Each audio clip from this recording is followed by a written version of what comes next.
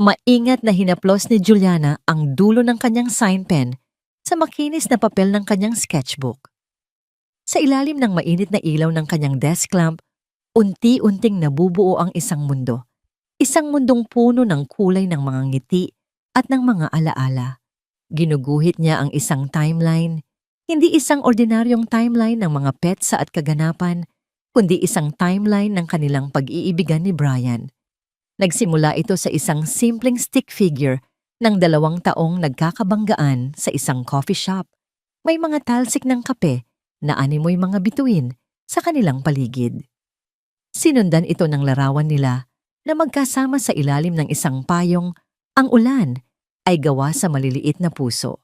Ang bawat kwadro ay isang piraso ng kanilang kwento, ang una nilang panonood ng sine, ang una nilang paglalakbay sa Tagaytay, ang mga gabing nagkukwentuhan lang hanggang umaga. Ang huling kwadro ay para sa araw na ito, ang kanilang 3 anibersaryo. Isang blangkong espasyo pa ito, ngunit sa isip ni Juliana, naroon na ang larawan 2 kamay na magkahawak may sinag ng pag-asa sa hinaharap. Perfect bulong niya sa sarili, kasabay ng isang nangiting hindi maalis sa kanyang mga labi.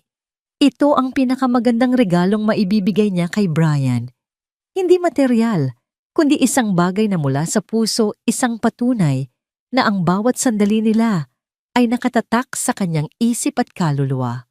Dali-dali niyang isinara ang sketchbook at inilagay sa isang paper bag kasama ang 2 kahon ng paboritong pizza ni Brian at isang malaking bote ng soft drinks. Kailangan niyang bumawi.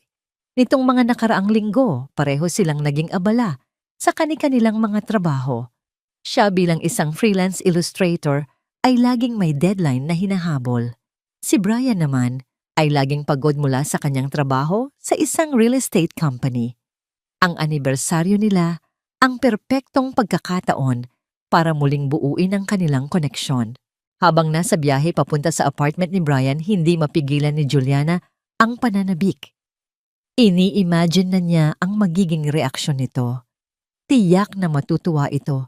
Yayakapin siya ng mahigpit at sasabihin siya na ang pinakamagandang nangyari sa buhay nito. Pagdating niya sa tapat ng pinto ng apartment, bahagya siyang kumatok. Brian surprise, masayang tawag niya. Walang sumasagot. Sinubukan niyang kumatukin muli. Mas malakas ngayon, ngunit katahimikan pa rin ang sumalubong sa kanya. Napansin niyang bahagyang nakaawang ang pinto. Siguro ay nasa banyo lang ito o mahimbing na natutulog. Dahan-dahan niyang itinulak ang pinto at pumasok.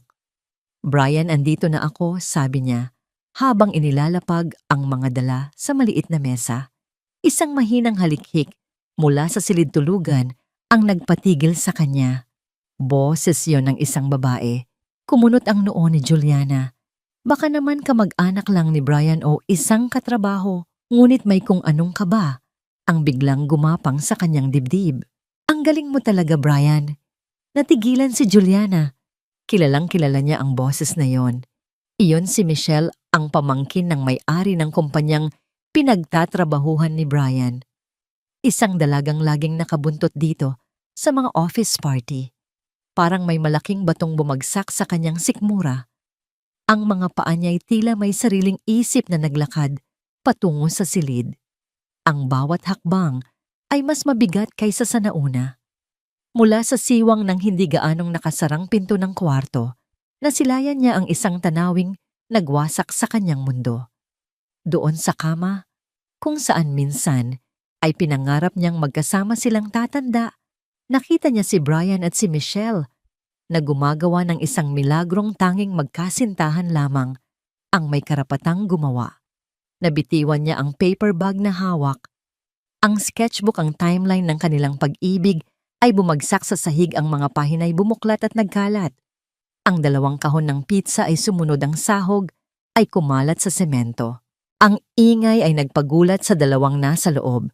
Juliana, gulat na sigaw ni Brian habang dali-daling hinahablot ang kumot para takpan ang kanilang mga katawan.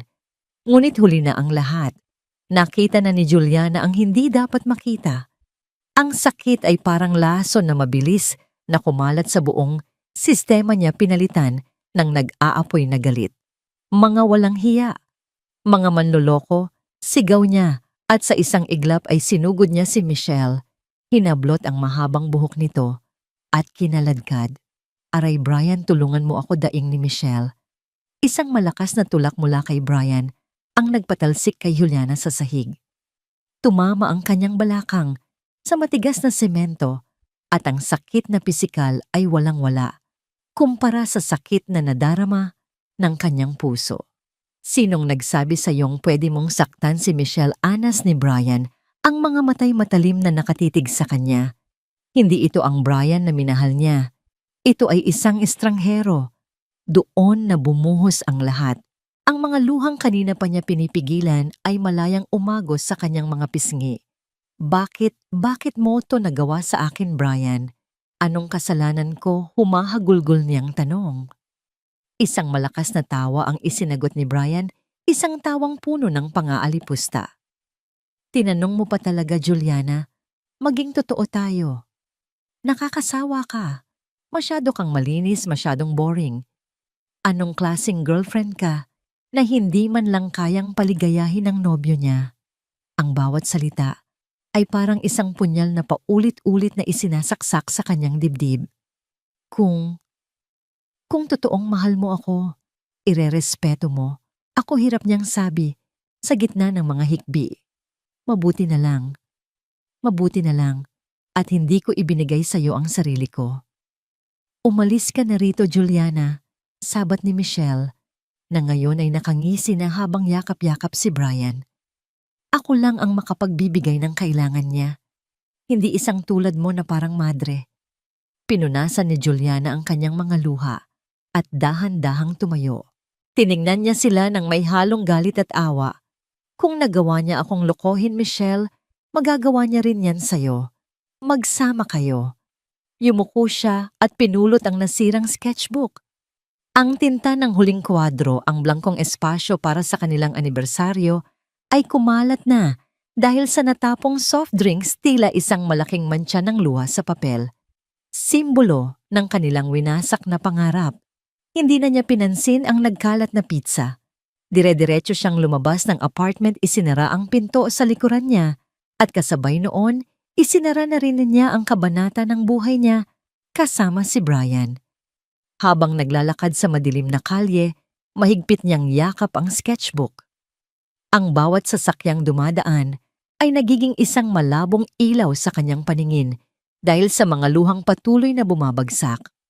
Nakasakay siya ng tricycle pauwi, pilit na itinatago ang kanyang pag-iyak sa driver, ngunit ang bawat pagyanig ng sasakyan ay tila yumayanig din sa kanyang durog na puso. Pagdating sa kanyang maliit na inuupahang kwarto, doon na niya ibinuhos ang lahat. Isinandal niya ang likod sa pinto at dahan-dahang dumausdos paupo sa sahig. Binuksan niya ang basang sketchbook at hinaplos ang mga guhit na minsan ay puno ng pag-ibig, ngunit ngayon ay mga bakas na lamang ng isang malaking kasinungalingan.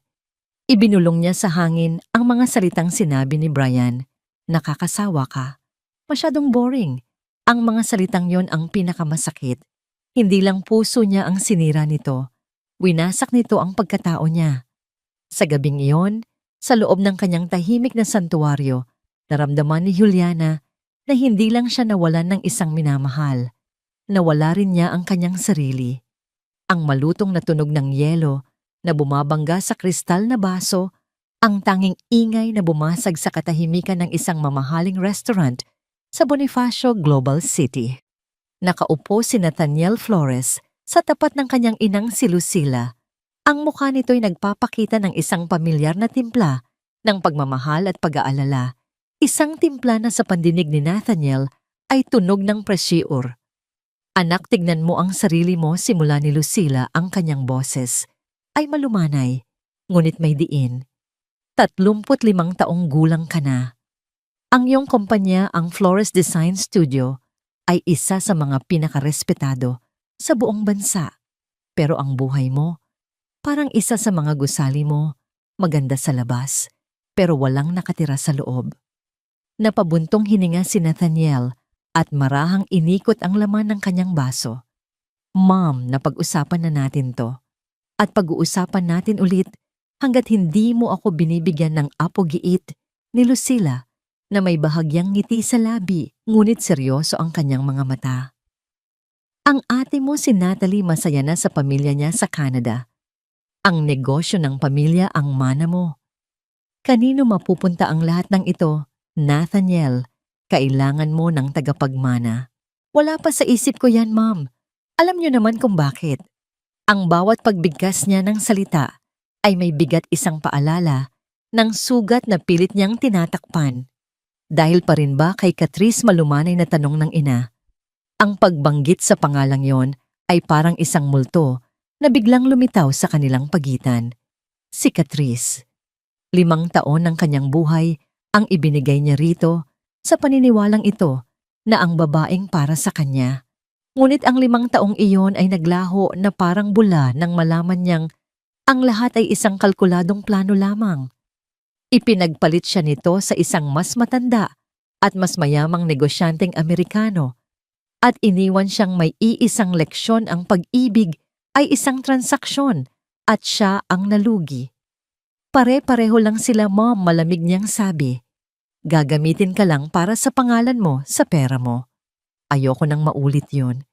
Hindi lahat ng babae ay tulad ni Catrice. Pangungumbinsi ni Lucilla inaabot ang kanyang kamay para hawakan ng sa anak.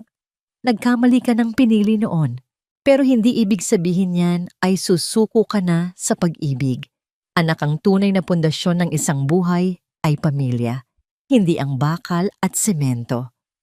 Natapos ang kanilang hapunan sa parehong punto kung saan ito laging nagtatapos si Lucilla na puno ng pag-asa at si Nathaniel na puno ng pag-aalinlangan. Nagpaalam siya sa ina, hinalikan ito sa pisngi at pinanood itong umalis bago siya sumakay sa sarili niyang sasakyan.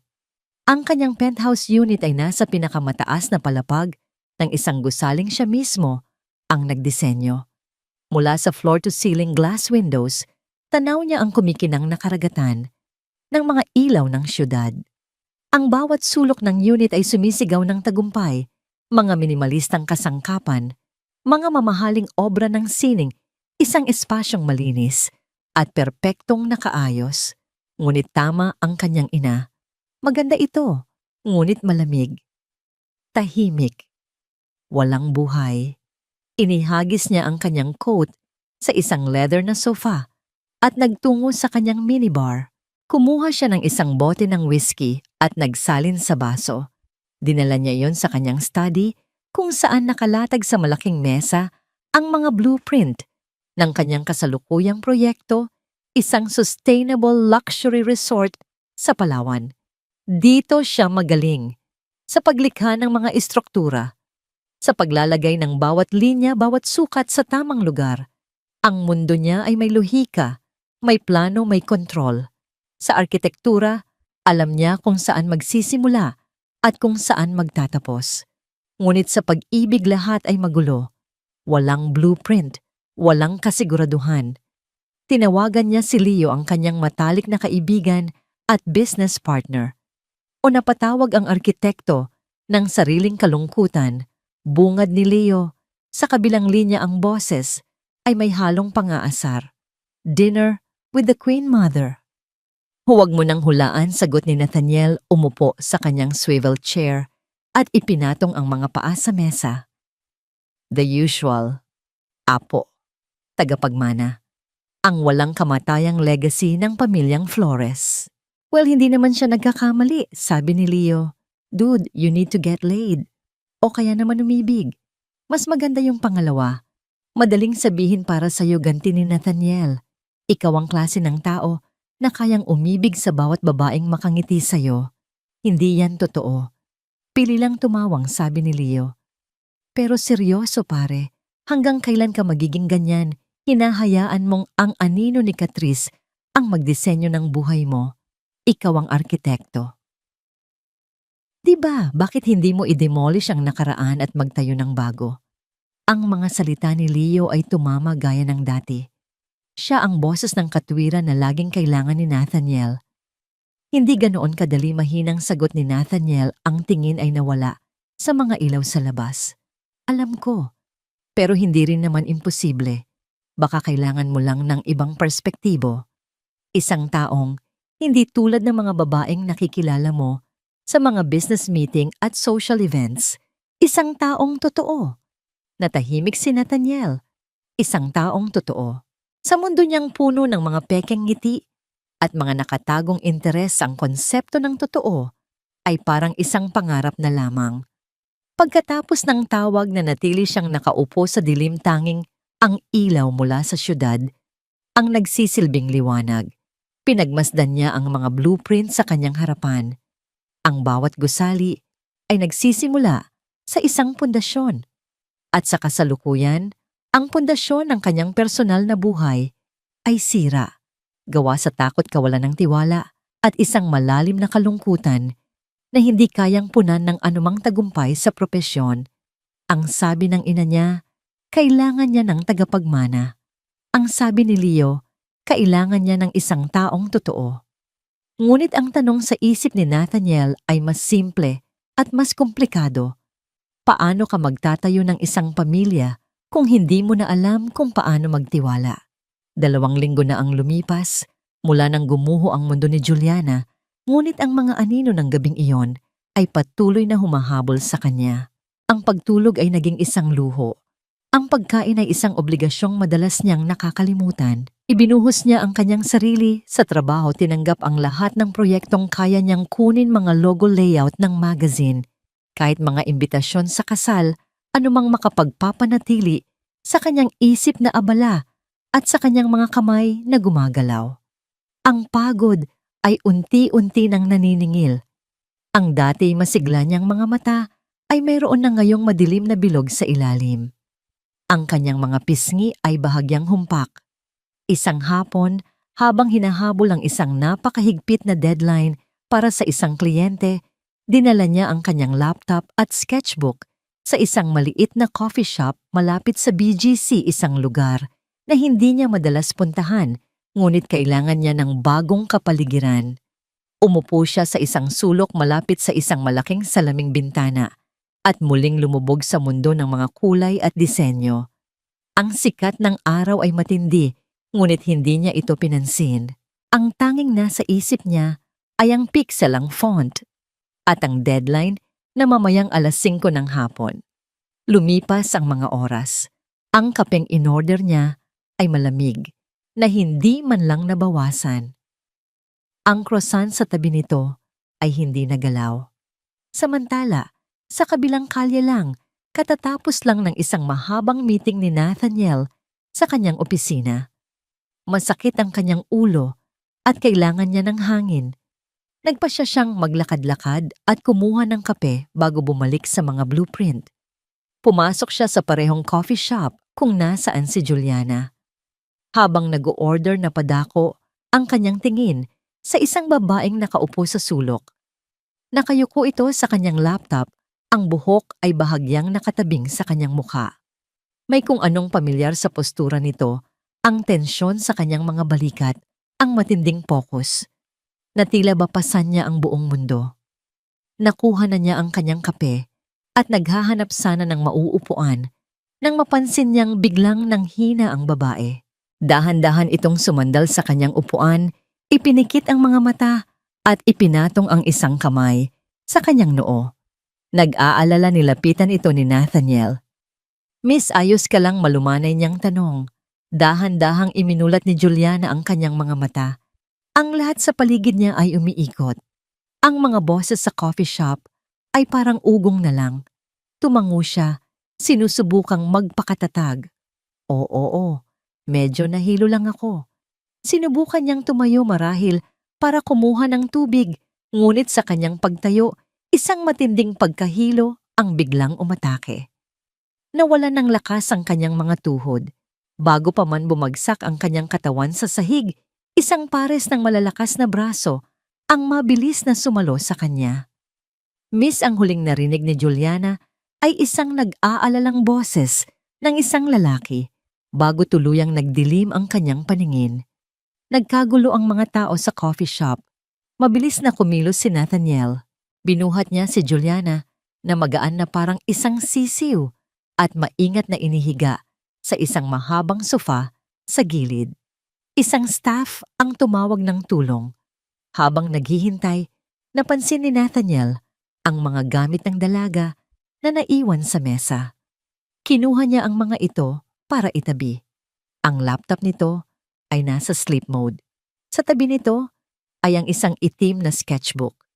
Dahil sa pagmamadali, bumagsak ito sa sahig at bumuklat.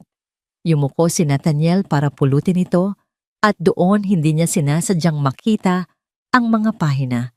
Hindi ito mga ordinaryong drawing. Bawat pahina ay puno ng emosyon. May isang guhit ng isang babaeng nakakulong sa isang bote, dahan-dahang nalulunod sa sariling luha. May isa pang larawan ng isang pusong basag na tinatahi ng sinulid, ngunit sa bawat tahi, mas lalo lang itong nagkakalamat. At sa isang pahina nakaguhit ang isang babaeng nakatingin sa salamin, ngunit ang refleksyon niya ay isang blangkong mukha na walang emosyon. Natigilan si Nathaniel. Naramdaman niya ang bigat at sakit sa bawat guhit. Ito ay sining na isinilang mula sa pighati. Nakaramdam siya ng isang kakaibang koneksyon, isang pag-unawa sa kung anuman ang pinagdadaanan ng estrangherang ito. Ilang sandali pa dumating ang mga medik mula sa isang kalapit na klinik. Sinuri nila si Juliana at sinabing dehydration at over-fatigue ang sanhi ng kanyang pagkahimatay. Inirekomenda nilang dalhin ito sa klinik para mabigyan ng suwero. Nag-volunteer si Nathaniel na samahan ito. Sa isip niya hindi niya basta-basta may iwan ang isang taong tila ba dala-dala ang bigat ng buong mundo. Sa klinik habang mahimbing na natutulog si Juliana sa isang maliit na kama na may nakakabit na IV drip, naupo si Nathaniel sa isang silya sa tabi niya. Muli niyang tinitigan ang sketchbook na hawak niya. Sino kaya ang babaeng ito? Anong kwento ang nasa likod ng kanyang malulungkot na mga obra? Ilang oras ang lumipas. Dahan-dahang nagmulat ng mga mata si Juliana. Ang una niyang nakita ay ang puting kisame. Pagkatapos ay ang dextrose sa kanyang kamay. Napabalikwas siya ng bangon litong-lito. Nasaan ako? Dahan-dahan lang isang kalmadong boses ang nagsalita. Napalingon siya at nakita ang isang lalaking hindi niya kilala nakaupo sa tabi ng kanyang kama. Matangkad ito, maayos ang pananamit at may mga matang seryoso, ngunit may bahid ng pag-aalala. Agad siyang kinabahan. Sino ka? Anong ginagawa ko rito? Nasaan ang mga gamit ko? Sunod-sunod niyang tanong. Ang boses ay nanginginig sa takot. Kalma lang, muling sabi ni Nathaniel, itinaas ang dalawang kamay na parang sumusuko. Nandito ka sa klinik. Nahimatay ka sa coffee shop kanina. Ako ang nakakita sa'yo, kaya dinala kita rito. Ligtas ka. Itinuro niya ang bag at laptop ni Juliana na maayos na nakalagay sa isang mesa. Ligtas din ang mga gamit mo. Nakita ni Juliana ang sketchbook sa ibabaw ng kanyang bag. Wala akong masamang intensyon, dagdag ni Nathaniel, na tila nabasa ang kanyang iniisip. Over-fatigue at dehydration daw, sabi ng doktor. Kailan ka pa ba huling kumain o natulog ng maayos? Nahimasmasan si Juliana. Ang takot ay napalitan ng hiya. Pasensya na. At salamat. Ibinaba niya ang kanyang tingin. Hindi ko alam kung paano ako makakabawi sa'yo. Ang mahalaga ay maayos ka na, sagot ni Nathaniel. Ako nga pala si Nathaniel. Juliana, mahina niyang sagot. Nagkaroon ng ilang sandaling katahimikan. Si Juliana ay nahihihiya sa kanyang sitwasyon. Si Nathaniel naman ay nag-iisip pinag-uugnay ang babaeng kaharap niya at ang malulungkot na guhit sa sketchbook. Sa di inaasahang pagkakataong yon sa loob ng isang tahimik na klinik, nagsimula ang isang koneksyon. Hindi dahil sa isang aksidente, kundi dahil sa isang sketchbook na naglantad ng isang pusong nasaktan. At sa isang lalaking sa unang pagkakataon, sa loob ng mahabang panahon, ay nakaramdam ng pagnanais na umunawa sa sakit ng iba. Nang payagan na ng doktor na umalis si Juliana, nagpumilit si Nathaniel na ihatid siya pauwi. Sa una ay tumanggi ang dalaga, nahihiyang magdulot pa ng karagdagang abala, ngunit mapilit si Nathaniel. Hindi kita hahayaang umuwi mag-isa sa ganitong kalagayan, sabi nito sa isang tono na walang lugar para sa pagtutol. Habang nasa loob ng mamahaling sasakyan ni Nathaniel, isang Mercedes-Benz sedan na amoy bagong leather, hindi mapakali si Juliana. Ang mundo niya ng maliit na inuupahang kwarto at mga deadline sa computer ay biglang bumangga sa mundo ng lalaking ito, isang mundong tila kalmado, mayaman at kontrolado. Ang kaibahan nila ay halos nakakabingi. Salamat ulit sa lahat, basag ni Juliana. Sa katahimikan ang tingin ay nasa mga gusali ng bidsi na kanilang dinaraanan. Utang na loob ko sa iyo ang buhay ko. Huwag mong sabihin yan. Nagkataon lang na nandoon ako, sagot ni Nathaniel, ang mga matay nakatuon sa daan. Pero kung hindi mo mamasamain, bakit mo ginagawa yan sa sarili mo? Ang sabi ng doktor, para kang hindi natutulog o kumakain ng ilang araw. Napabuntong hininga si Juliana. Hindi niya alam kung bakit, ngunit sa estrangherong ito, naramdaman niyang pwede siyang maging tapat. Siguro dahil wala itong alam sa kanya, walang paghuhusga. May pinagdadaanan lang po, mahina niyang sagot. Sinusubukan kong ilibing ang sarili ko sa trabaho para makalimot. Makalimot sa ano? Nag-atubili si Juliana. Ngunit ang mga salita ay kusa na lang lumabas. Tila ba matagal na silang gustong makawala. Sa isang taong akala ko ay para sa akin. Hindi na niya idinetalye pa, ngunit sapat na yon. Ang panginginig ng kanyang boses ay nagsabi ng lahat. Natahimik si Nathaniel, hindi dahil sa wala siyang masabi, kundi dahil sa narinig niya ang sarili sa kwento ni Juliana. Ang pagtatangkang takasan ang sakit sa pamamagitan ng trabaho, iyon din ang ginawa niya pagkatapos ng ginawa ni Catrice. Nakarating sila sa tapat ng isang lumang 2-story apartment building sa isang tahimik na kalye sa Quezon City. Simple lang ito.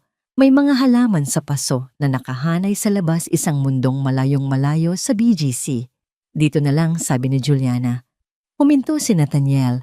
Bago pa man makababa, si Juliana nagsalita siya. Ang mga guhit mo?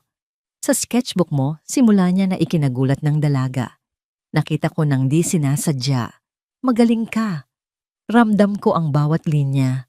Namula ang mukha ni Juliana. Ang kanyang sketchbook ay ang kanyang personal na talaarawan.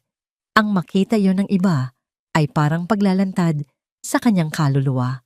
Ngunit sa halip na makaramdam ng galit, nakaramdam siya ng isang kakaibang pagkilala. Salamat, tanging nasabi niya. Bumaba siya ng sasakyan at nagpasalamat muli. Habang pinapanood ni Nathaniel na maglakad si Juliana palayo, isang ideya ang biglang nabuo sa kanyang isipan, isang ideyang radikal. Hindi makatwiran, ngunit sa kanyang isip na sanay sa paglutas ng problema, ito ay isang perpektong solusyon. Isang arkitektura para sa kanilang magkaibang problema. Hinintay niyang makapasok si Juliana bago niya pinaandar ang sasakyan. Ngunit imbes na umuwi, umikot lang siya sa kanto at doon huminto. Pinag-isipan niyang mabuti ang ideyang pumasok sa kanyang utak. Baliw ba siya marahil? Ngunit ang presyur mula sa kanyang ina, ang kanyang sariling kawalan ng tiwala sa mga relasyon, at ang nakita niyang determinasyon at sakit sa mga mata ni Juliana, lahat ng iyon ay naghalo-halo. Pagkatapos ng halos kalahating oras, bumalik siya sa tapat ng apartment. Bumaba siya at kumatok sa pinto ni Juliana. Nang buksan ni Juliana ang pinto, litaw sa mukha niya ang pagkagulat. Nathaniel May, naiwan ka ba? Pwede ba tayong mag-usap sandali? Seryosong tanong ni Nathaniel. Pinapasok siya ni Juliana sa kanyang maliit, ngunit malinis na kwarto. Umupo si Nathaniel sa isang maliit na upuan, habang si Juliana ay nanatiling nakatayo naghihintay. Juliana, alam kong magulo ito, at marahil ay iisipin mong nababaliw na ako. Panimula ni Nathaniel, diretsong nakatingin sa kanyang mga mata. May problema ako at sa tingin ko may problema ka rin. Pareho tayong sinaktan ng mga taong pinagkatiwalaan natin. At pareho tayong may hinahanap na solusyon. Huminga siya ng malalim. Kailangan ko ng isang anak. isang tagapagmana. Ngunit ayoko nang pumasok sa isang relasyon na puno ng kasinungalingan. Ikaw naman, kailangan mo ng isang bagong simula, isang paraan para makabangon. Itinuloy niya bago pa man makapagsalita si Juliana. May alok ako sa'yo, isang kasunduan. Bibigyan kita ng 10 milyong piso. Kapalit nito, hihilingin kong dalhin mo sa iyong sinapupunan ang anak ko. Pagkatapos mong manganak, malaya ka nang gawin ang gusto mo sa buhay mo. Walang obligasyon, walang emosyon. Isang malinis na transaksyon. Napatulala si Juliana. Ang mga salita ni Nathaniel ay parang hangin na hindi niya maintindihan. Parang isang eksena sa isang pelikulang hindi ka panipaniwala. 10 milyon, isang anak. At may isa pa dagdag ni Nathaniel, nakikita ang pagkabigla sa mukha ng dalaga. Nabigo ka sa pag-ibig. Naisip ko, kung gusto mo pwede nating gamitin ang sitwasyong ito para ipakita sa lalaking nanakit sa'yo na nakahanap ka na ng iba. Isang uri ng pagbawi. Papanindigan kitang kasintahan sa harap ng lahat. Sa ganitong paraan, pareho tayong may makukuha sa kasunduang ito. Napatulala si Juliana, ang bibig ay bahagyang nakaawang. Napakurap-kurap siya sinusubukang iproseso ang lahat. Ang alok ay napakabaliw, halos isang insulto. Ngunit kasabay nito, isang bahagi niya ang hindi makatanggi sa pang-akit nito. 10 milyong piso, iyon ay higit pa sa kaya niyang kitain sa buong buhay niya ng pagguhit. Iyon ay kalayaan-kalayaan mula sa mga utang, sa pag-aalala, sa renta sa buhay na laging kapos. At ang ideya ng paghihiganti kay Brian, ang ideyang maipakita sa kanya na hindi siya wasak na kaya niyang makahanap ng isang taong mas matagumpay at mas disenteng tulad ni Nathaniel. May kung anong pait at tamis ang dulot nito sa kanyang puso. Hindi ko alam ang sasabihin ko na uutal na, sabi ni Juliana. Hindi madali ang hinihiling mo. Hindi lang ito basta kontrata. Isang buhay ang pinag-uusapan natin. Alam ko seryosong, sabi ni Nathaniel, at bibigyan kita ng panahon para mag-isip. Kinuha niya ang kanyang wallet, inilabas ang isang calling card at ipinatong sa maliit na mesa. Nathaniel Flores, Architect. Nandyan ang numero ko. Tawagan mo ako kapag nakapagdesisyon ka na. Tumayo na si Nathaniel at naglakad papunta sa pinto. Bago siya lumabas, lumingon siya. Juliana, hindi ko ito inaalok dahil sa tingin ko'y mabibili kita. Inaalok ko ito dahil nakita ko sa mga guhit mo na malakas ka na kaya mong harapin ang sakit. Nakikita ko sa iyo ang isang taong tulad ko ay gusto lang ng solusyon sa isang magulong problema. Pagkaalis ni Nathaniel, napaupo si Juliana sa gilid ng kanyang kama. Ang katahimikan sa kanyang kwarto ay biglang napuno ng ingay ng kanyang naguguluhang isipan. Tinitigan niya ang calling card sa mesa. Isang maliit na piraso ng karton na naglalaman ng isang alok na maaaring magbago ng kanyang buhay magpakailanman. Kinagabihan hindi siya makatulog. Inilabas niya ang kanyang sketchbook at sinubukang mag-drawing, ngunit wala siyang mailabas, kundi mga magugulong linya. Dumungaw siya sa bintana at kinausap si Aling Cora, ang may-ari ng apartment, na nagdidilig ng mga halaman sa ibaba. Aling Cora, kung may mag-alok po sa inyo ng isang bagay na napakalaki na kayang lutasin ang lahat ng problema nyo, pero kapalit nito ay isang bagay na napakahalaga sa inyo. Tatanggapin niyo po ba, tanong niya, pilit itinatago ang tunay na konteksto. Tumingala si Aling Cora, isang babaeng may mga guhit na ng karanasan sa mukha. Hidya sa buhay, lahat ng desisyon ay may kapalit. Ang tanong ay hindi kung ano ang mawawala sa'yo, kundi kung ano ang handa mong ipaglaban.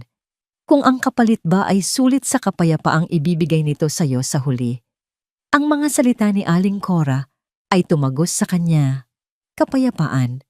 Iyon ang matagal na niyang hindi naramdaman. Kinaumagahan paggising niya, tiningnan niya ang kanyang bank account. Online, 540.32. Sapat lang para sa renta at mga gastusin sa susunod na buwan. Tiningnan niya ang mga email mula sa mga kliyenteng humihingi ng revisions. Tiningnan niya ang mga litrato nila ni Brian na hindi pa niya kayang burahin. Pagkatapos ay tiningnan niya ulit ang calling card ni Nathaniel Flores. Sa isang iglap ng desperasyon at isang kakaibang uri ng pag-asa, kinuha niya ang kanyang telepono. Sa nanginginig na mga kamay, dinayal niya ang numero. Nang sagutin ito sa kabilang linya, huminga siya ng malalim. Nathaniel, si Juliana to. Alam ko kalmadong sagot sa kabilang linya, tila ba inaasahan na ang kanyang tawag. Tinatanggap ko ang alok mo. Sa pagbitaw niya ng mga salitang iyon, naramdaman ni Juliana na tumalon siya mula sa isang napakataas na bangin, hindi alam kung ano ang sasalubong sa kanya sa ibaba. Ito na ang simula ng isang bagong kabanata. Isang kabanatang isusulat niya hindi gamit ang tinta ng pag-ibig, kundi gamit ang tinta ng isang kasunduan. Ang unang hakbang sa plano ni Nathaniel ay ipakilala si Juliana sa kanyang mga magulang.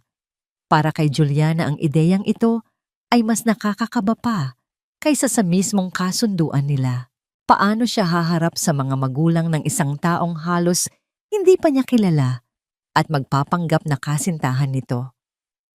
Relax ka lang, sabi ni Nathaniel habang nagmamaneho sila papunta sa ancestral house ng mga Flores sa isang exclusive subdivision sa Alabang. Mabait si Mama.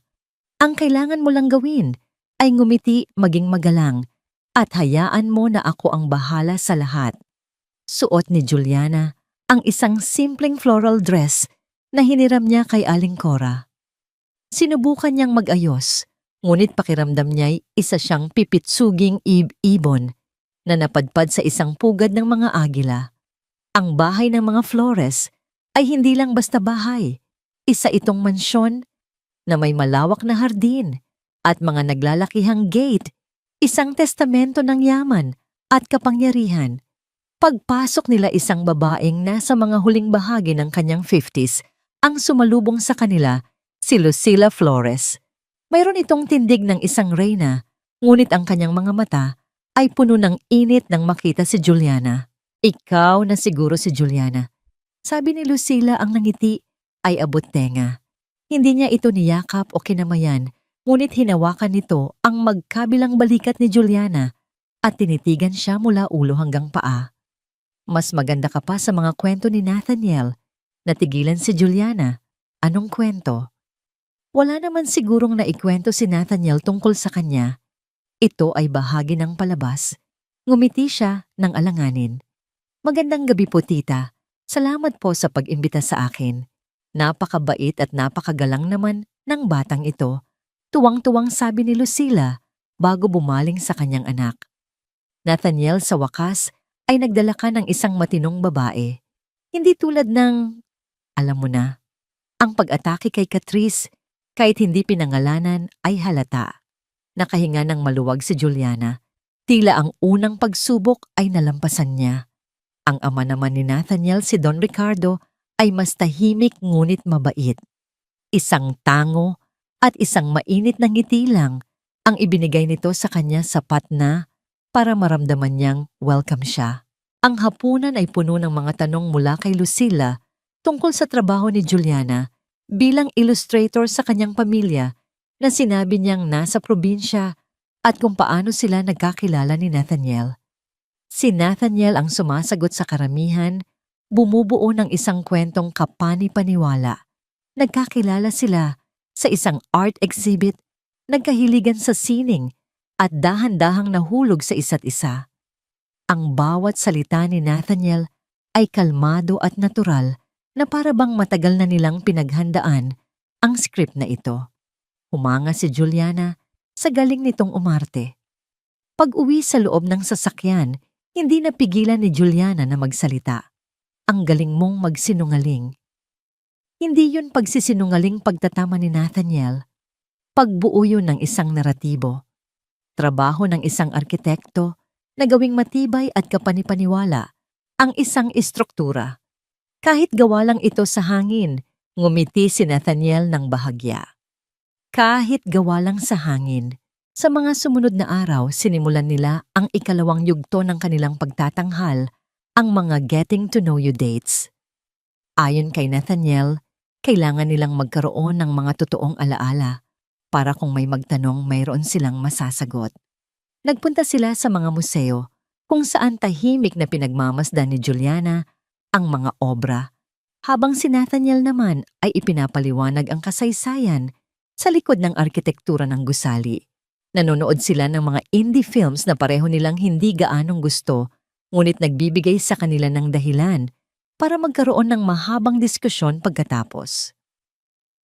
Kumakain sila sa mga maliliit na karinderya sa kanto na paborito ni Juliana at sa mga mamahaling restaurant na pinipili ni Nathaniel. Sa mga pagkakataong yon, unti-unting nakikita ni Juliana ang tunay na Nathaniel sa likod ng maskara ng isang seryosong CEO. Nalaman niyang mahilig ito sa lumang rock music na takot ito sa ipis at na mayroon itong isang nakakatuwang tawa na pilit nitong itinatago. Si Nathaniel naman ay dahan-dahang nabighani sa pagiging simple at totoo ni Juliana. Gusto niya ang paraan kung paano nito iginuguhit sa sketchbook ang lahat ng nakikita mula sa isang pusang kalye hanggang sa disenyo ng isang tasa ng kape. Nakikita niya ang mundo sa pamamagitan ng mga mata nito, isang mundong puno ng detalye, kulay at emosyon na matagal na niyang kinalimutan. Isang araw, habang nasa opisina si Nathaniel, dumating ang isang imbitasyon na nakaukit sa isang mamahaling papel. Ito ay para sa ika-80 na kaarawan ni Mr. Mariano, ang may-ari ng kumpanyang pinagtatrabahuhan ni na Brian at Michelle. Nang makita ito ni Nathaniel, isang nangisi ang lumitaw sa kanyang mga labi. Ito na ang perpektong pagkakataon. Tinawagan niya si Juliana. May pupuntahan tayo sa Sabado, isang malaking party, at kailangan mong maging pinakamagandang babae roon. Party. Ayoko ng mga party tanggi ni Juliana. Kailangan nating pumunta, sabi ni Nathaniel. Nandoon sila. Natahimik si Juliana. Brian, Michelle. Ang ideya na makita silang muli ay nagdulot ng pamilyar na kirot sa kanyang dibdib. Ngunit sa pagkakataong ito, may kasama na itong determinasyon. Sinundo siya ni Nathaniel kinabukasan at dinala sa isang high-end na butik. Ang lugar ay puno ng mga gown na ang presyo ay katumbas na siguro ng 1 taon niyang renta. Mamili ka ng gusto mo, sabi ni Nathaniel. Nathaniel, hindi ko kailangan nito. Masyadong mahal. Huwag mong isipin ang presyo. Isipin mo ito bilang isang uniforme para sa isang mahalagang misyon, sabi niya, na may halong pagbibiro sa kanyang boses. Isang baklang fashion designer ang lumapit sa kanila at sa utos ni Nathaniel ay tinulungan si Juliana. Matapos ang ilang pagsubok, inilabas ng designer ang isang light purple mermaid-style long gown. Simple lang ito ngunit elegante. Nang maisukat ito ni Juliana at lumabas sa fitting room, na tigilan si Nathaniel. Ang damit ay perpektong yumakap sa kanyang balingkinitang katawan. Ang kulay ay nagbigay buhay sa kanyang balat. Ang simpleng hiwa nito ay naglabas ng isang klasiko at natural na ganda na hindi niya pa nakikita dati. Sa ilalim ng mga ilaw ng butik, hindi siya mukhang nagpapanggap. Mukha siyang isang taong karapat-dapat na makasama ng isang Nathaniel Flores. Hindi na malaya ni Nathaniel na napalunok siya. Okay na yan, sabi niya. Pilit itinatago ang paghanga sa kanyang boses at ibinaling ang tingin sa ibang direksyon. Ngunit nakita ito ni Juliana ang saglit na pagtigil ng kanyang paghinga, ang pagbabago sa kanyang mga mata. At sa unang pagkakataon, ang pagpapanggap nila ay nagkaroon ng isang kislap ng katotohanan. Isang kislap na pareho nilang naramdaman, ngunit parehong hindi pa handang aminin. Ang grand ballroom ng isang 5-star hotel ay kumikinang sa ilalim ng mga dambuhalang chandelier. Ang hangin ay puno ng halimuyak ng mga mamahaling pabango at ng mahinang ugong ng mga tawanan at pag-uusap. Para kay Juliana, na nakakapit sa braso ni Nathaniel, ang pakiramdam ay tila pagpasok sa isang ibang dimensyon, isang mundo ng yaman at kapangyarihan na dati sa mga pelikula niya lang napapanood. Handa ka na ba bulong ni Nathaniel ang kanyang hininga ay mainit malapit sa tenga ni Juliana? Tumango siya kahit ang puso niya'y kumakarera. Ang kanyang light purple gown ay nagbigay sa kanya ng kaunting kumpiyansa, ngunit sa loob-loob niya pakiramdam niya isa siyang impostor na anumang oras ay maaaring mabuking. Sinalubong sila ni Mr. Mariano, isang matandang lalaki na may mabait na ngiti. Nathaniel, butit nakarating kabati nito bago bumaling kay Juliana. At sino itong magandang dilag na kasama mo, Mr. Mariano? I'd like you to meet my girlfriend Juliana. Pakilala ni Nathaniel na may diin sa salitang girlfriend. Hinawakan niya ang baywang ni Juliana, isang kilos na tila nagpapadala ng kuryente sa buong katawan ng dalaga. Ngumiti si Juliana, ang ngiting ilang beses niyang pinraktis sa salamin. Happy birthday po, Mr. Mariano. Habang iginagabay sila sa kanilang mesa, naramdaman ni Juliana ang mga matang nakatingin sa kanila. Ang iba ay puno ng pagtataka, ang iba'y may halong paghanga. Ngunit may isang pares ng mga mata na puno ng galit at di makapaniwalang tingin ang mga mata ni na Brian at Michelle. Nakaupo sila sa isang mesa, hindi kalayuan sa kanila. Ang mukha ni Michelle ay parang sinukluban ng langit at lupa. Si Brian naman ay nakatitig kay Juliana, ang kanyang panga ay naninigas. Ang babaeng sinabihan niyang boring at manang ay narito ngayon, suot ang isang eleganteng gown at kasama ang isa sa mga pinakabatang henyo sa larangan ng arkitektura.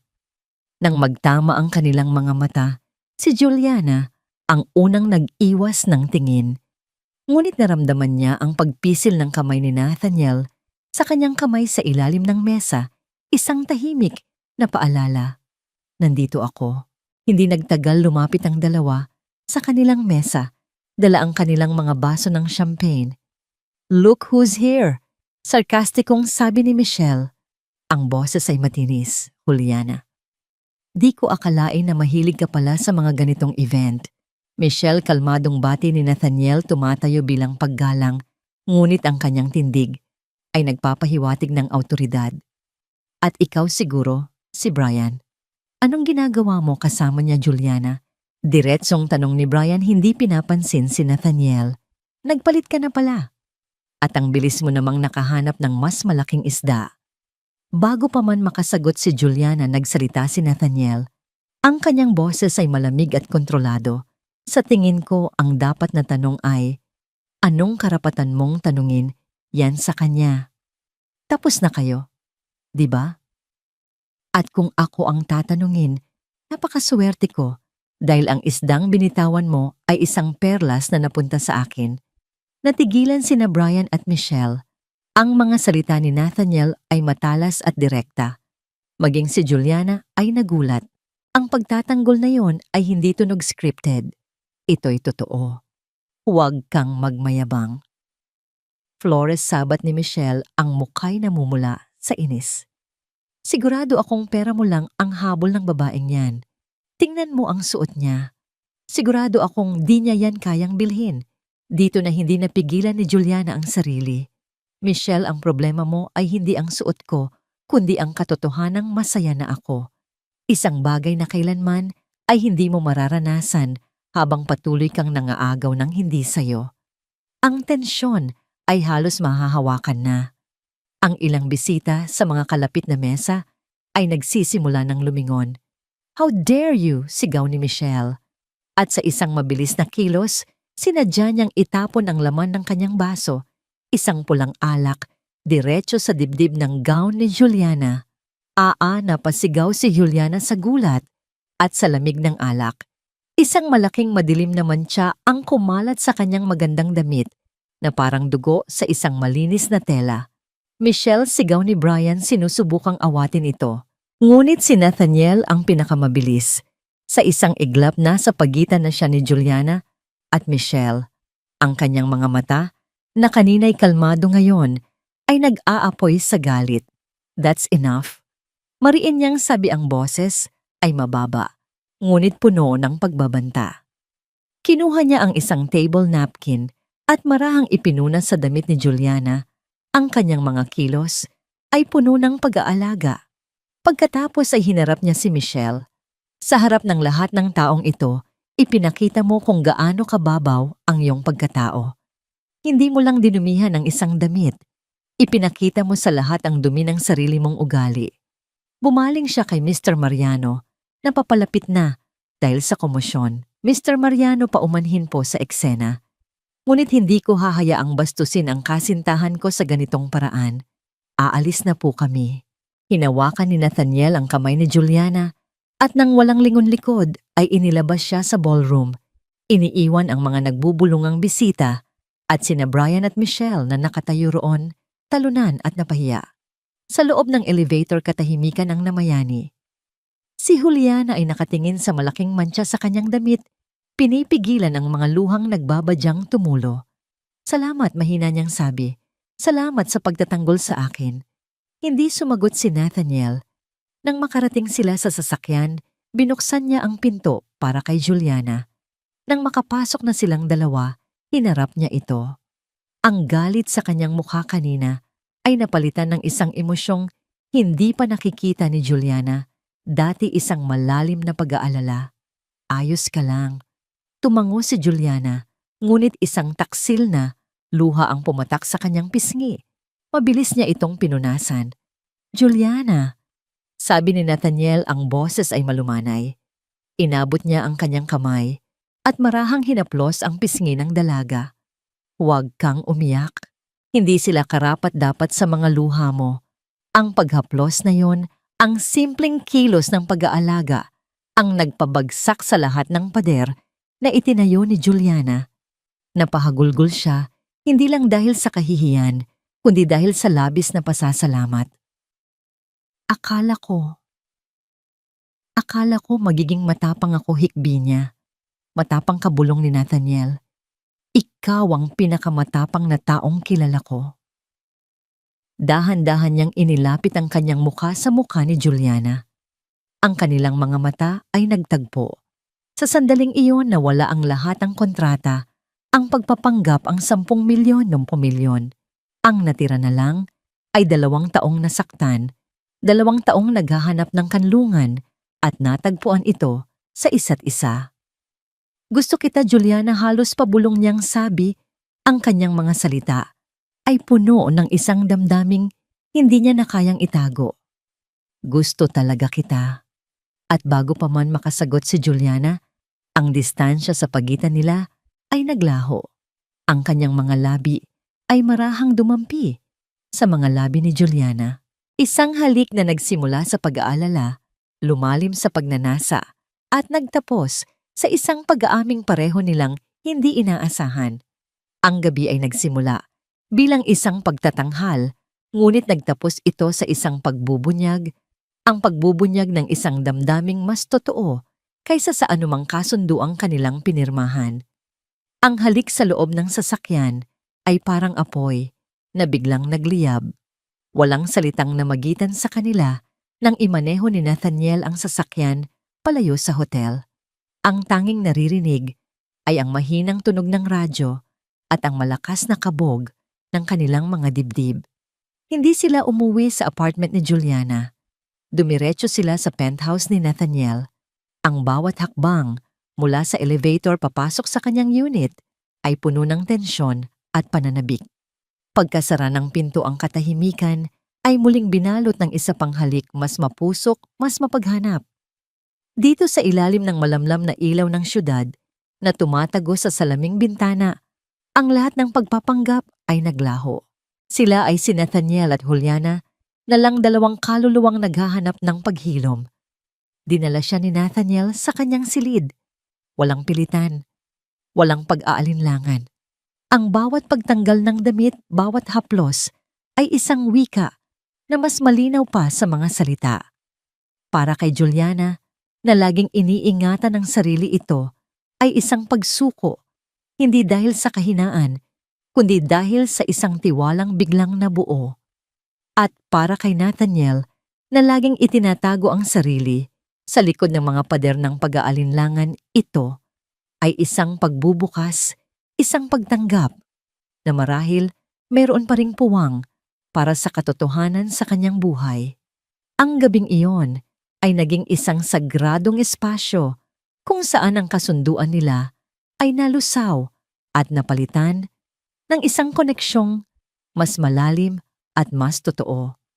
Kinaumagahan si Juliana ang unang nagising. Ang sinag ng araw ay dahan-dahang gumagapang sa malawak na silid.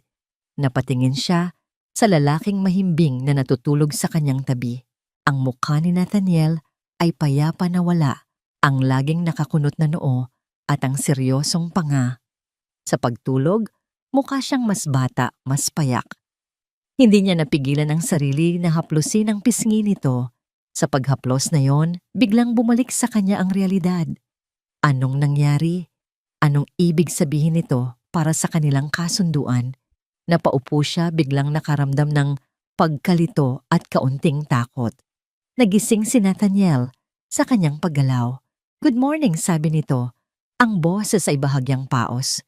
Ngumiti ito, isang tunay na ngiti na umabot sa kanyang mga mata. "Ayos ka lang." Tumango lang si Juliana, hindi alam ang sasabihin. "Juliana," sabi ni Nathaniel, umupo na rin at marahang hinawakan ang kanyang kamay. "Yung kagabi, hindi yun kasama sa plano. Pero totoo yun. Bago pa man sila makapag-usap nang masinsinan isang katok sa pinto ang bumasag sa kanilang sandali. "Nath, anak, gising ka na ba?" Boses iyon ni Lucila. Nanlaki ang mga mata ni Juliana. Nagkatinginan sila ni Nathaniel, parehong nagpapanik. "Magtago ka sa banyo," pabulong na utos ni Nathaniel, ngunit huli na. Bumukas ang pinto at pumasok si Lucila na may dalang tray ng kape. "Anak, dinalhan na kita ng kape dahil alam kong masakit ang ulo mo kapag..." Natigilan si Lucila nang makita si Juliana sa kama na babalot ng kumot.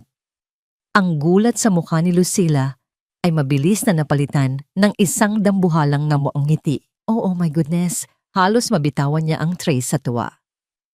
"Juliana, hiya, nandito ka pala. Magandang umaga." Namula ng husto ang buong mukha ni Juliana. Gusto niyang magtago sa ilalim ng kumot at wag nang lumabas. "Maano ba, privacy please," sabi ni Nathaniel na halatang naiinis ngunit natatawa na rin. "Anong privacy? Ako ang nanay mo," tuwang-tuwang sabi ni Lucila. Ito na ang hinihintay ko. Kailan ang kasal? Pakasalan mo na siya." "Nathaniel, buntisin mo na agad." "Mom," sabay na sigaw ni Nathaniel at Juliana. Umalis si Lucila na may ngiting tagumpay. Iniwan ang dalawang hindi malaman ang gagawin. Ang nakakayang sandali ay bumasag sa tensyon sa pagitan nila. Napatingin sila sa isa't isa at sabay na napatawa. "Mukhang wala na tayong choice, kundi seryosohin ang sinabi ni Mama," pabirong sabi ni Nathaniel. Ngunit sa likod ng biro, alam nilang may nagbago na. Kinahapunan pag-uwi ni Juliana sa kanyang apartment, puno ng pag-iisip ang kanyang utak. Ang mga pangyayari ay napakabilis, ngunit habang tinitingnan niya ang kanyang reflection sa salamin, nakita niya ang isang bagay na matagal nang nawala, isang kislap sa kanyang mga mata. Samantala, sa opisina ni Nathaniel, hindi mawala sa isip niya ang nangyari. Ang gabing iyon ay nag-iwan ng marka sa kanya, isang init na hindi kayang ibigay ng anumang tagumpay. Tinawagan niya si Leo. "Pare, I think I'm in trouble," bungad niya. "Anong trouble? May proyekto bang pumalpak?" "Mas malala pa. I think I'm falling for her." Sa kabilang linya, isang malakas na tawa ang narinig niya. "Finally, sabi ko sa'yo eh." Ang arkitekto nahulog sa sarili niyang disenyo. Ngunit kasabay ng bagong damdaming ito, hindi nakalimutan ni Nathaniel ang kanyang ipinangako kay Juliana. Ang ginawa ni na Brian at Michelle ay hindi pwedeng palampasin. Kinuha niya ang kanyang telepono at tinawagan si Mr. Mariano.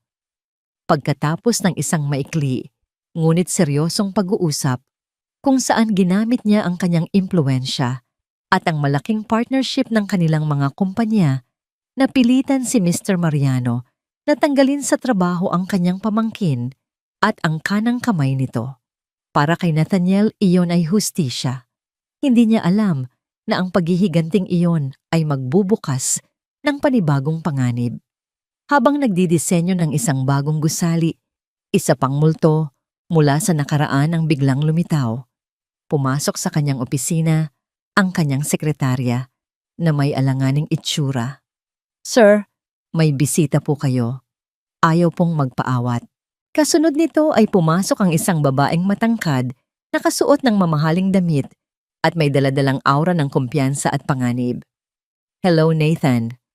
"Long time no see," bati nito, ang mga labi ay may mapulang kolorete. Nanigas si Nathaniel sa kanyang kinauupuan. "Catrice, anong ginagawa mo rito?"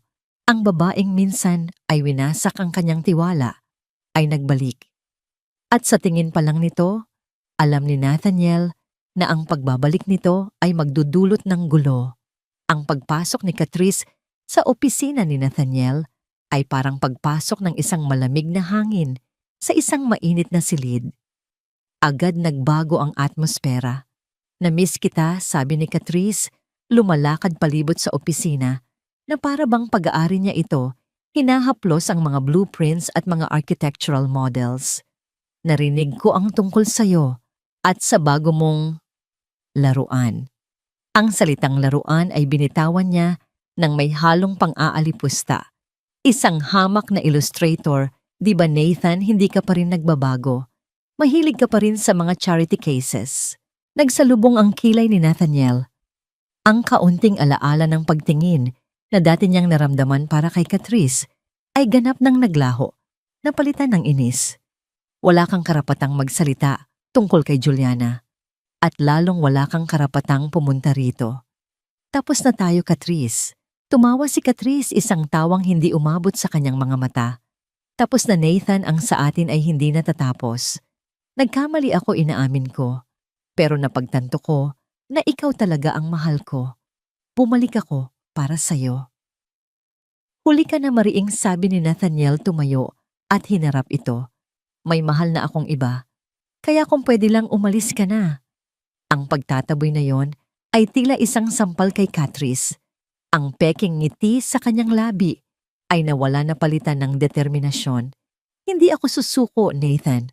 Akin ka at ipapakita ko sa'yo na ang babaeng yan ay hindi para sa'yo." Umalis si Catrice na nag-iwan ng isang banta sa hangin, isang anino na muling bumalot sa nagsisimula pa lang na liwanag sa buhay ni Nathaniel. Kinabukasan ng banta ni Catrice ay naging isang tunay na panganib. Maagang umalis si Juliana sa kanyang apartment para magtungo sa isang meeting kasama ang isang bagong kliyente. Isa itong malaking break para sa kanya, isang sikat na children's book author ang kumuha sa kanya para i-illustrate ang pinakabago nitong libro. Ito ang proyektong maaaring mag-angat sa kanyang karera, isang patunay na kaya niyang tumayo sa sarili niyang mga paa, mayroon man o wala si Nathaniel.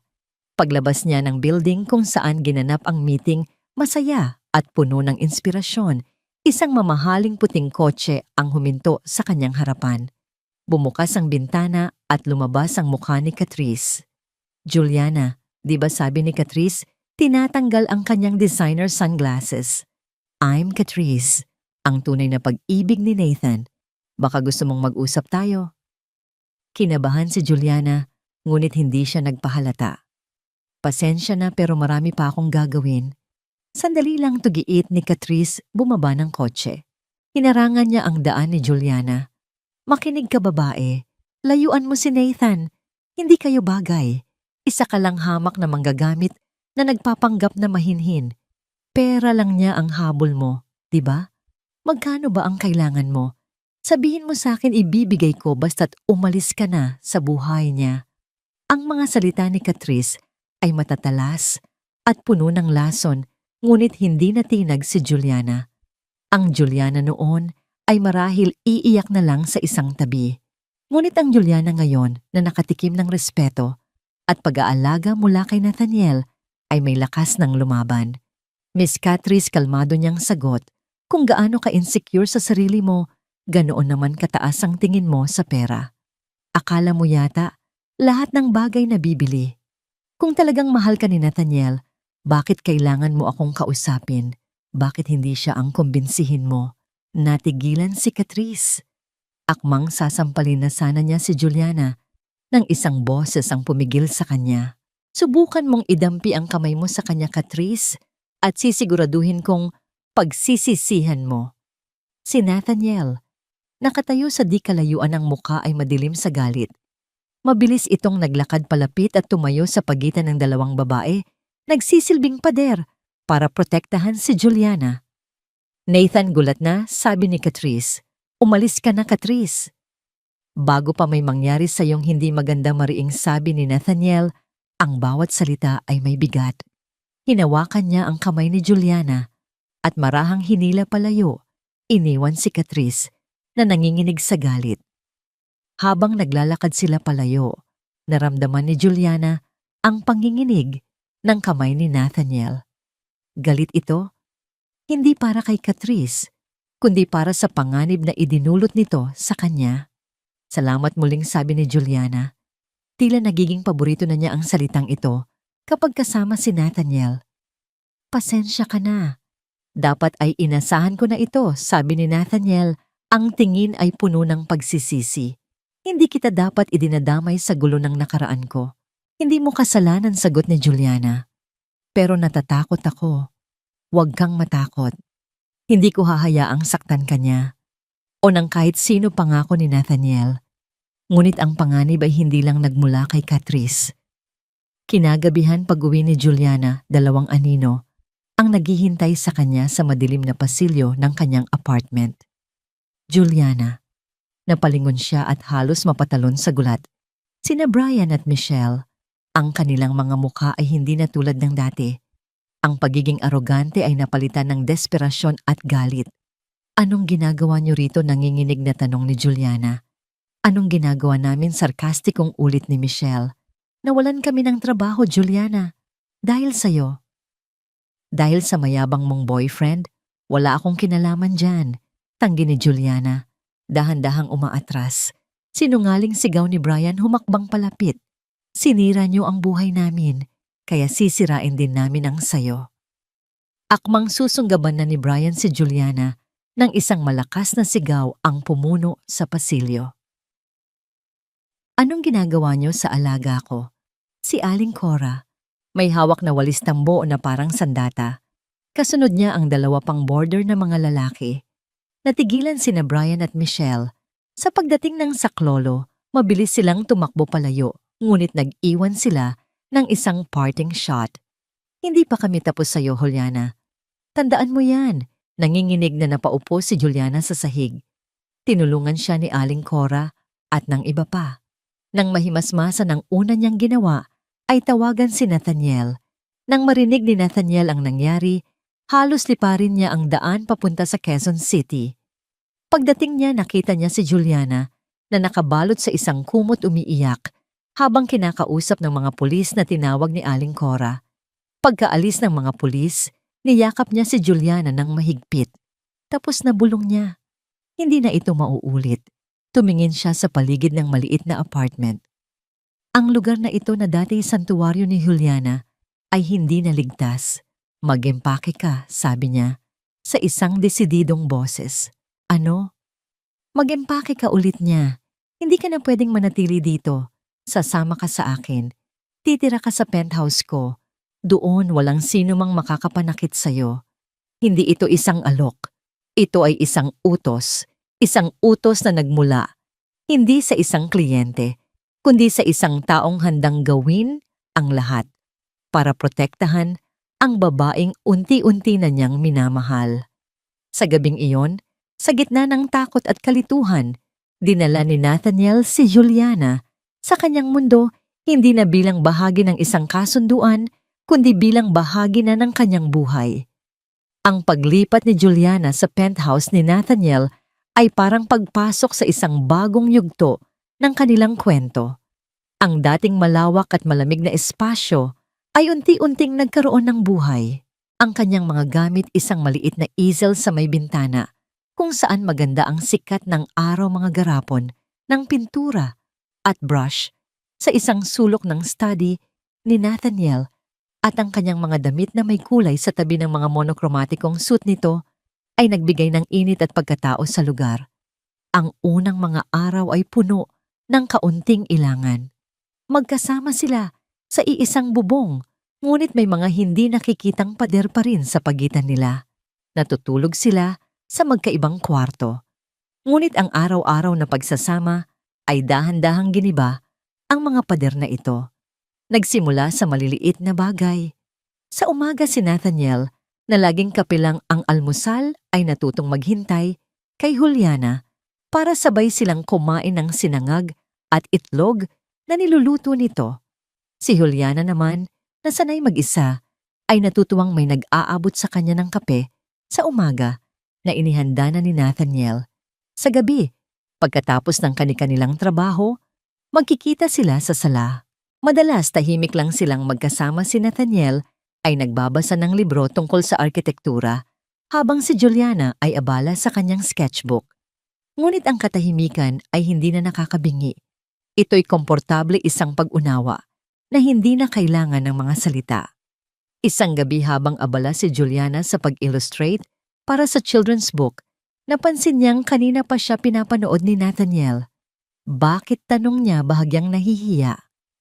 Wala lang sagot ni Nathaniel. Lumapit at umupo sa sahig sa tabi niya. Pinapanood ko lang kung paano mo binibigyan ng buhay ang isang blangkong papel. Parang mahika. Hindi ito mahika. Trabaho ito, natatawang sabi ni Juliana. Para sa akin mahika. Yan, sabi ni Nathaniel. Ang kanyang tingin ay seryoso. Binibigyan mo ng kulay ang mga bagay-bagay. Sa mga salitang yon, alam ni Juliana na hindi lang ang papel ang tinutukoy nito. Ang kanilang relasyon ay lumalim sa mga gabing tulad nito. Mga gabing puno ng kwentuhan tungkol sa kanilang mga pangarap, mga takot, at mga nakaraang hindi pa nila na ibabahagi sa iba. Sa mga pagkakataon yon, sila ay hindi na ang arkitekto at ang illustrator. Sila ay si Nath at Jul na lang.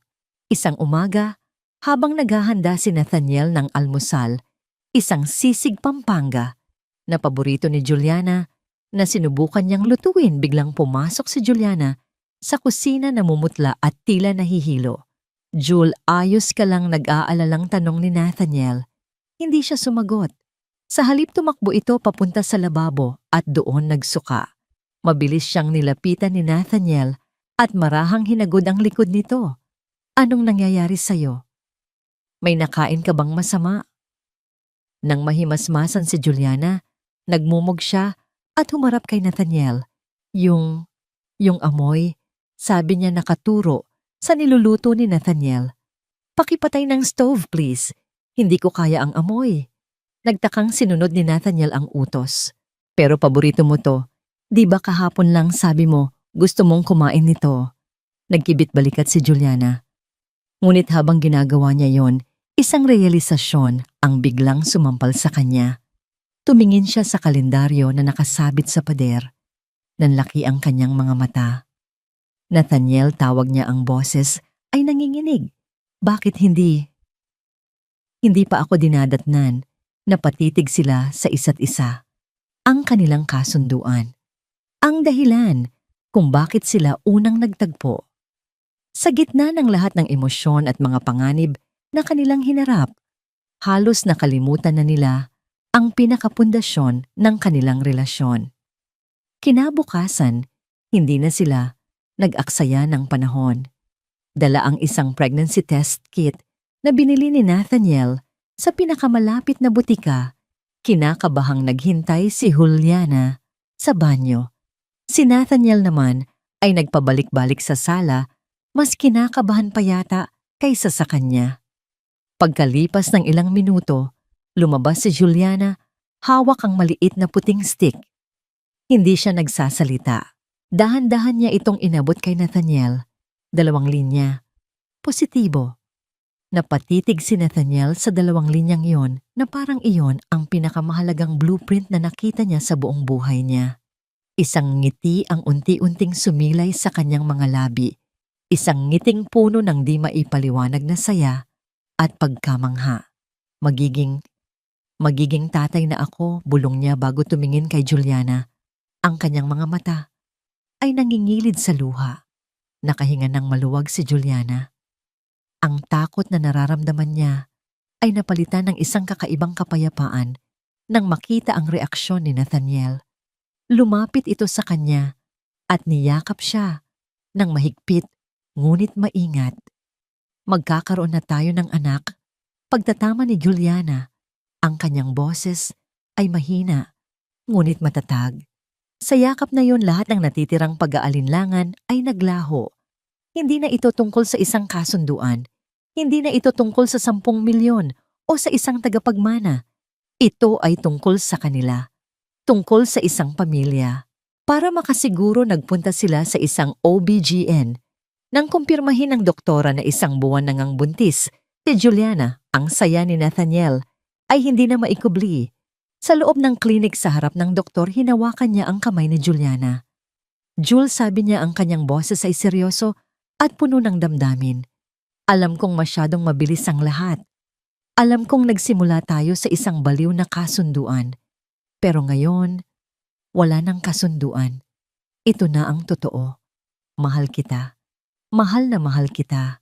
Napaluha si Juliana, hindi dahil sa lungkot, kundi dahil sa purong kaligayahan. Ito ang mga salitang matagal na niyang gustong marinig, mga salitang hindi niya inakalang maririnig niya mula sa kanya. Mahal din kita, Nath, sagot niya. Mahal na mahal din kita. Paglabas nila ng klinik magkahawak kamay, alam nilang ito na ang tunay na simula. Isang bagong buhay ang nabubuo sa sinapupunan ni Juliana at kasabay nito isang bagong buhay din ang nabubuo para sa kanilang dalawa, isang buhay na itatayo nila hindi na sa pundasyon ng isang kontrata, kundi sa pundasyon ng pag-ibig. Ang balita ng pagbubuntis ni Juliana ay nagdala ng bagong liwanag sa kanilang buhay. Ang mga sumunod na linggo ay puno ng saya at paghahanda. Sinamahan ni Nathaniel si Juliana sa bawat check-up, pinapanood nang may pagkamangha ang maliit na tuldok sa ultrasound na unti-unting nagkakaroon ng hugis. Ang kanilang relasyon ay mas lalong tumibay, binuo ng mga pangarap para sa kanilang magiging anak. Ngunit habang sila ay abala sa pagbuo ng kanilang kinabukasan sa isang madilim na sulok ng syudad, may 2 taong nabubuhay sa anino ng nakaraan, puno ng galit at pagkasuklam. Sina Brian at Michelle, matapos mawalan ng trabaho at mapahiya, ay unting nilamon ng kanilang pighati. Para sa kanila, si Juliana at Nathaniel ang may kasalanan ng lahat. Ang kanilang desperasyon ay naging isang mapanganib na plano. Isang Biyernes ng gabi, nag-overtime si Juliana sa kanyang trabaho. Mayroon siyang isang biglaang revision na kailangan para sa book illustration niya. 7:00 na nang matapos siya. Karaniwan si Nathaniel ang sumusundo sa kanya, ngunit nasa isang mahalagang meeting ito kasama ang mga foreign investors, kaya sinabi niyang mag-grab na lang muna siya. Paglabas niya ng office building, habang naghihintay ng masasakyan, sa medyo madilim na bahagi ng kalsada, isang itim na van ang biglang huminto sa kanyang harapan. Bago pa man siya makakilos, 2 lalaking nakamaskara ang mabilis na bumaba. Anong kailangan niyo, sigaw ni Juliana, sinusubukang tumakbo. Ngunit nahawakan na siya. Isang matamis at nakakahilong amoy mula sa isang panyo ang itinakip sa kanyang ilong at bibig. Ang kanyang mga sigaw ay naging mahinang ungol. Ang kanyang lakas ay biglang nawala. Ang huli niyang nakita bago magdilim ang kanyang paningin ay ang mga ilaw ng syudad na unting lumalabo. Nagising si Juliana sa isang lugar na amoy alikabok at kalawang. Nakatali ang kanyang mga kamay at paa sa isang upuan sa gitna ng isang abandonadong bodega. Tanging isang bombilya sa itaas ang nagbibigay ng liwanag. Tulong, pakawalan niyo ako, sigaw niya, ngunit ang kanyang boses ay bumalik lang sa kanya, umalingaw-ngaw sa walang lamang espasyo. Biglang bumukas ang isang bakal na pinto at pumasok ang 2 taong pinakakinatatakutan niyang makita. Bram, Michelle, gising ka na pala, mahal na Reyna. Sarkastikong sabi ni Michelle, hawak ang isang crowbar. Si Brian ay nasa likod niya, ang mukha ay walang emosyon, ngunit ang mga matay puno ng galit. Bakit niyo ginagawa to? Umiiyak na tanong ni Juliana. Ang isang kamay ay pilit na inilalagay sa kanyang tiyan na para bang kayang protektahan ng sanggol sa loob. Parang awa niyo na buntis ako. Ang balitang yon ay tila mas lalong nagpagalit kay Michelle. Buntis, aba. Ang bilis niyo namang makabuo. Mas maganda. Ibig sabihin, mas malaki ang pwedeng mawala sa inyo. Samantala, kanina pa, hindi mapakali si Nathaniel. Tapos na ang kanyang meeting at ilang beses na niyang tinatawagan si Juliana, ngunit hindi ito sumasagot. Nag-aalala, nagmaneho siya papunta sa opisina nito. Sinabi ng gwardya na kanina pa nakaalis si Juliana. Ang kaba sa dibdib ni Nathaniel ay lumaki. Tinawagan niya si Leo. Leo, hindi ko makontak si Juliana. May masamang kutob ako. Habang nag-uusap sila, isang unknown number ang tumawag sa telepono ni Nathaniel. Mabilis niya itong sinagot. Hello, kung gusto mo pang makitang buhay ang mag-ina mo, Flores, makinig kang mabuti. Ang boses ni Brian. Nanlamig ang buong katawan ni Nathaniel. Nasaan si Juliana? Huwag niyo siyang sasaktan. Isang tawa ang narinig niya, hindi pa. Pero depende yan sa'yo. 100 milyon, Nathaniel. Cash. Ilalagay mo sa 2 malaking bag. Walang pulis. Ikaw lang mag-isa. Kapag may sumubok kang gawing kalokohan, ibabalik namin sa'yo si Juliana. Nang pira-piraso. Pagkatapos sabihin ang lokasyon, isang lumang bodega. Sa may pantalan, ibinaba ang tawag. Napasuntok si Nathaniel sa manibela. Ang takot at galit ay nag-uumapaw sa kanya. Ngunit alam niyang hindi siya pwedeng magpadala sa emosyon. Kailangan niyang mag-isip. Tinawagan niya muli si Leo. Leo, kinuha nila si Juliana. Kailangan ko ng tulong mo. Mabilis niyang ikinuwento ang lahat. Nababaliw na sila, sabi ni Leo. Nathaniel, huwag kang pupuntang mag-isa. Delikado yan. Tawagan natin ang mga pulis. Ayoko mariing, sabi ni Nathaniel. Hindi ko isusugal ang buhay ni Juliana. Pero kailangan nating maging mas matalino sa kanila. Nagplano sila. Si Nathaniel ang makikipagkita, ngunit si Leo kasama ang isang team ng mga pinagkakatiwalaang security personnel na kinuha nito ay magiging malapit lang naghihintay ng hudyat. Hindi nila isasama ang pulis para maiwasan ang gulo, ngunit handa sila sa anumang mangyayari.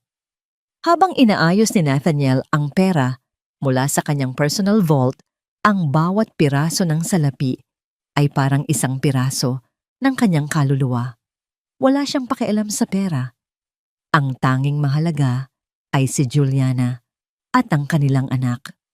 Dumating siya sa bodega sa itinakdang oras.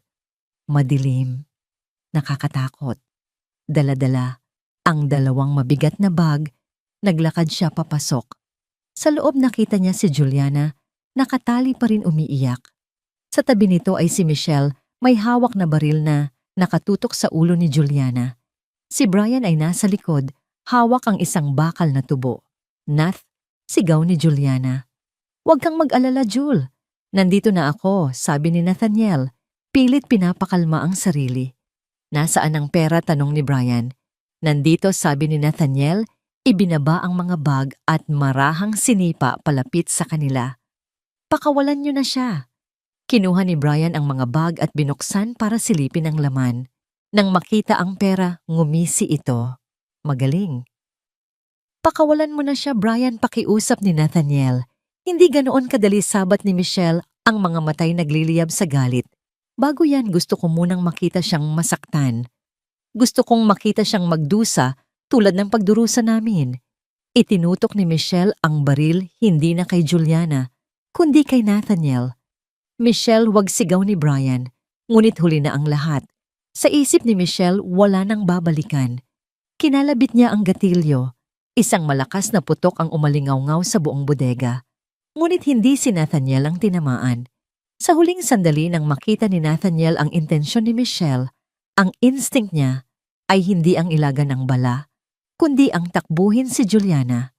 Ginamit niya ang sarili niyang katawan para itulak ang upuan kung saan nakatali si Juliana palayo sa linya ng putok.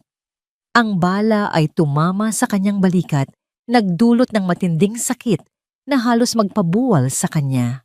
Kasabay ng putok bumukas ng malakas ang mga pinto ng bodega. Pumasok si Leo at ang kanyang mga tauhan, nagkagulo. Sa gitna ng lahat ang tanging nakikita ni Nathaniel ay si Juliana ligtas umiiyak ngunit ligtas. Sinunggaban ng mga tauhan ni Leo sina Brian at Michelle. Habang dinidisarmahan, sila gumapang si Nathaniel palapit kay Juliana. Hindi inaalintana ang dugong dumadaloy mula sa kanyang balikat. Anas niya habang kinakalagan ang mga tali nito. Ayos ka lang ba ang baby? Nang makawala niyakap siya ni Juliana ng mahigpit. Nathaniel, ang balikat mo dumudugo. Wala to, sabi niya. Kahit ang bawat paghinga niya ay masakit. Ang mahalaga, ligtas kayo. Sa gitna ng kaguluhan sa sahig ng isang maruming bodega, magkayakap sila. Ang panganib ay tapos na, ngunit ang pagsubok ay nag-iwan ng isang malalim na sugat. Isang sugat na pisikal para kay Nathaniel at isang sugat na emosyonal para sa kanilang dalawa, isang paalala kung gaano kahalaga ang buhay na muntik nang mawala sa kanila. Ang puting ilaw at amoy ng antiseptiko sa ospital ang sumalubong sa kamalayan ni Juliana. Nakaupo siya sa isang malamig na upuan sa labas ng emergency room.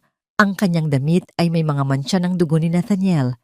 Paulit-ulit na naglalaro sa kanyang isipan ang mga huling tagpo sa bodega, ang putok ng baril, ang pagbagsak ni Nathaniel, ang takot na baka mawala ito sa kanya magpakailanman.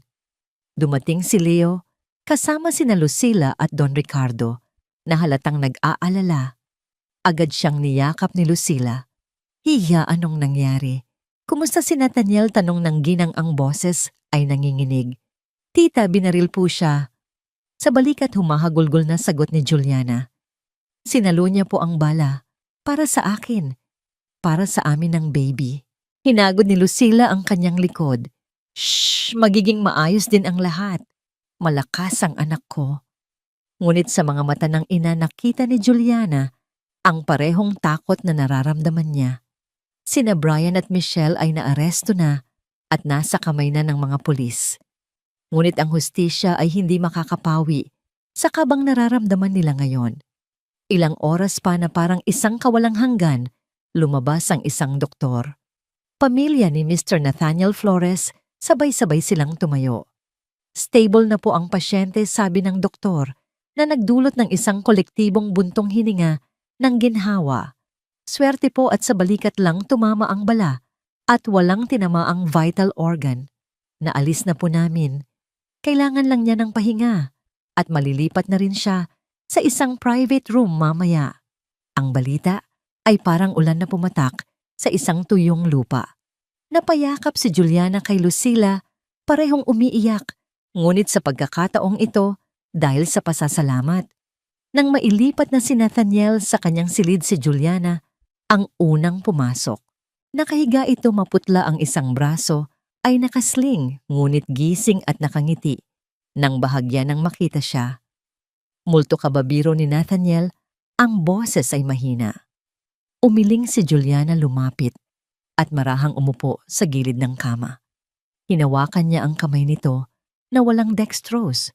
Bakit mo ginawa yun? Tanong niya. Ang mga luha ay muling pumatak. Pwede kang mamatay, Nathaniel. Hindi ako pwedeng mamatay. Sagot nito, pinipisil ang kanyang kamay. Hindi pa. Hindi ko pa nakikita ang paglaki ng tiyan mo. Hindi ko pa naririnig ang unang iyak ng anak natin. At hindi ko pa naririnig ang oo mo. Kumunot ang noo ni Juliana. Oo. Sabi ni Nathaniel, sinubukan niyang umupo ng mas maayos. Kasi ikakasal pa tayo. Natigilan si Juliana. Sa gitna ng lahat ng ito, ng panganib ng ospital, nag-aalok ito ng kasal. Nababaliw ka na ba? Natatawang sabi ni Juliana sa gitna ng kanyang pag-iyak. Wala kang ngang singsing. Wala sa singsing. Yan seryosong sabi ni Nathaniel. Ang kanyang mga mata ay puno ng katapatan. Nasa puso. Juliana, nang makita ko si Michelle na itinutok sa iyo ang baril. Isa lang ang pumasok sa isip ko, hindi ko kayang mabuhay sa isang mundong wala ka. Nagsimula tayo sa isang kasunduan, isang blueprint na puno ng mga linya at sukat. Pero ngayon, gusto kong magtayo ng isang bagay na totoo, kasama mo. Isang tahanan, isang pamilya, walang kontrata, walang bayad. Pag-ibig lang. Huminga siya ng malalim. Juliana Reyes, will you build your life with me? Will you marry me? Sa pagkakataong ito, ang mga luha ni Juliana ay dahil na lang sa purong kaligayahan. Wala nang pag-aalinlangan, wala nang takot. Oo, bulong niya. Yes, Nathaniel, I will marry you. Hinalikan niya ito, nang marahan maingat sa kanyang sugat. Sa halik na iyon, lahat ng sakit at takot ng nakaraan ay tila naghihilom. Mabilis na lumipas ang mga buwan. Si Nathaniel ay ganap ng gumaling. Sina Brian at Michelle ay nahatulan at nakulong. Ang kaso ni Catrice ay hindi na nila narinig pa. Naglaho na lang itong parang bula. Sa isang simpleng seremonya sa isang hardin na napapalibutan ng kanilang mga pamilya at malalapit na kaibigan, ipinag-isa sina Nathaniel at Juliana. Suot niya ang isang simpleng puting bestida na nagpapatingkad sa kanyang lumalaki ng tiyan. Hawak ni Nathaniel ang kanyang kamay, ang mga matay hindi inaalis sa kanya. Mula sa isang aksidente sa coffee shop, sa isang baliw na kasunduan, hanggang sa harap ng altar, bulong ni Nathaniel habang isinusuot ang singsing sa daliri ni Juliana. Sinong mag-aakala? Ako, nakangiting sagot ni Juliana. Dahil ang pinakamagandang istruktura ay hindi laging nagsisimula sa isang perpektong plano. Minsan nagsisimula ito sa mga guho. Pagkalipas ng ilang buwan, isinilang ni Juliana ang isang malusog na sanggol na lalaki.